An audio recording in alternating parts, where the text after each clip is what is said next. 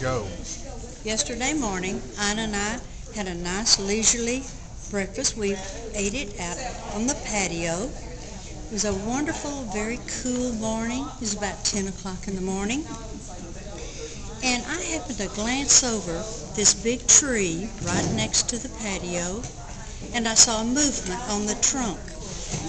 And it was about at first I thought it was about 10 foot, but it was about a 4-foot snake slithering up the trunk of the tree.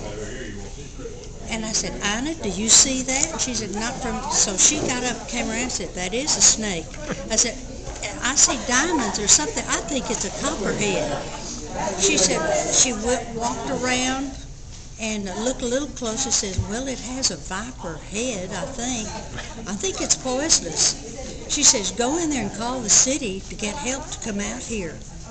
So I went in, and she says, now I'm going to stand out here in the yard and watch, so when whoever comes, I can show them exactly where it is. Well, it had called itself up in the little crotch of the tree, and once about to raise its head and look at us. It saw us moving around. But I went in and called, and the housing inspector came out, not animal control or anything like that. And so I met him at the front. We came to the backyard, and I said, it's up at that tree. And I says, come over here, you can see it. Well, he had trouble finding it at first, but he finally did.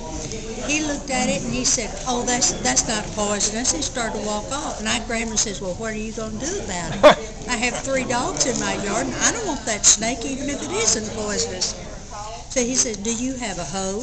And I said, yes. I ran into the garage and got a hoe. So he was trying to get it down with a hoe. He said, do you have a box? Well, I had just bought at the day before a tower fan, and it had a nice long box. I ran and got that, and so Anna was holding the box, and then I'd hold the box, and he had the hoe trying to get the snake down, and it was a 3-person process, but he finally grabbed the tail of the snake and worked it into the box and closed the box. And he said, I don't want to kill it since it's not poisonous, but I will carry it off and get rid of it for you. And I said, that's Mahia,